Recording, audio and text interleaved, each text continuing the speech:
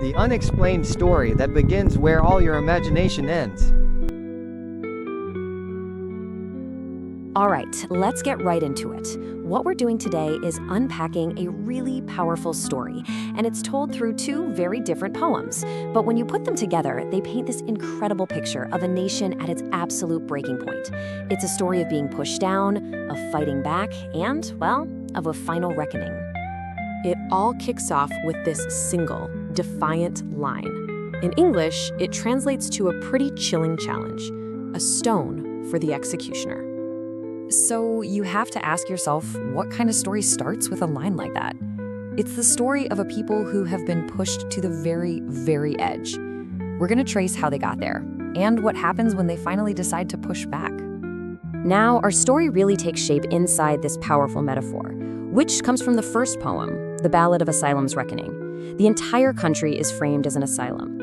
You can just feel it, right? This opening stanza sets the scene perfectly.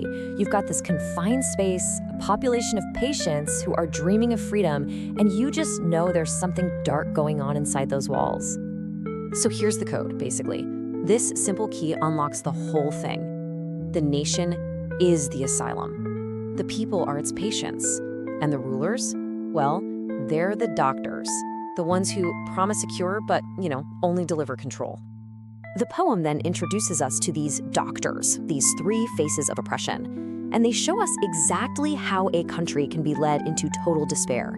These aren't just characters, they're patterns of leadership failure that you see again and again. First up, you have the charmer, Dr. Mudiance. You know the type, right?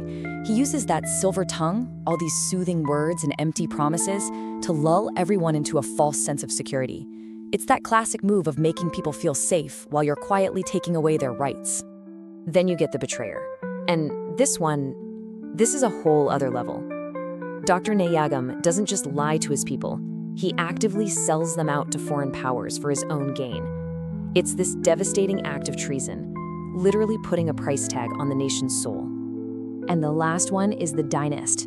This figure is fascinating. He starts out as a servant, learns how the system works from the inside, and then grabs power for himself, creating a family dynasty that rules with an iron chain. The oppressed becomes the ultimate oppressor. And this is where the two poems just click together perfectly. The second poem, Lament of the Condemned, pulls back the curtain on the metaphor. It's not just an asylum anymore, right? This is real-world corruption, kickbacks, luxury cars, all these empty symbols of power bought with people's suffering. Okay, so we've met the doctors, we've seen how they rule, but what about the people they're ruling? Now we turn to the patients, the people that the poem calls the condemned. The ballad shows us how everything just falls apart. The culture starts to die, the singers lose their voice, the cricketers lose their game, education fails, the teachers are left begging, and all the while, the people are starving while the leadership is feasting, and they're just drowning out any cries for help with their own propaganda. But the lament, oh man, it makes that suffering feel so immediate, so now. It's not just about being hungry anymore, it's about being watched. It's this deep fear of surveillance, of unaccountable power that's symbolized by these ghostly jeeps and ever-present cameras. And this, right here, this is the absolute heart of the conflict. It's this huge gap between their words and the reality on the ground. On one side, you have the doctor's soothing, deceptive promise, and on the other, the people's desperate, terrified question. The rebellion is born in that gap. And that's exactly where the story turns. Because in all that darkness, a little spark appears. The first seeds of resistance start to get planted. The ballad gives us a hero, a dreamer known as Sen.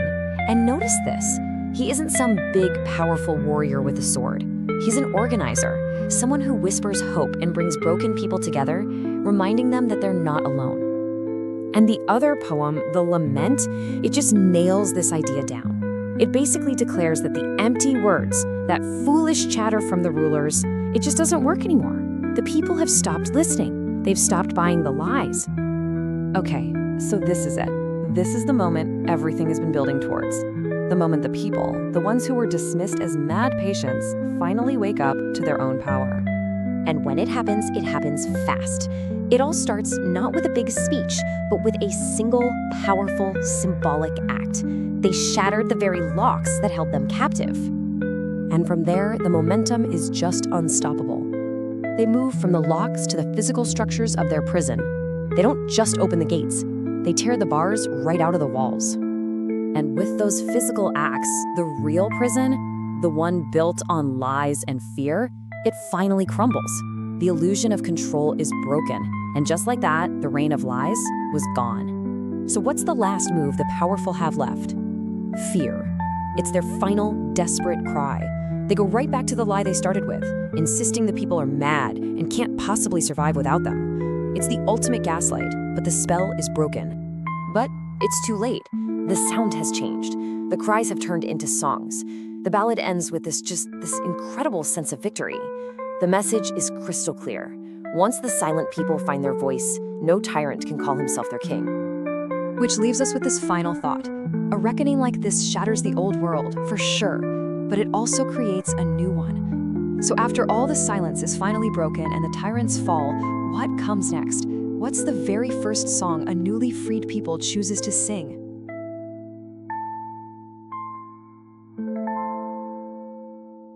This is just a pause, not the end.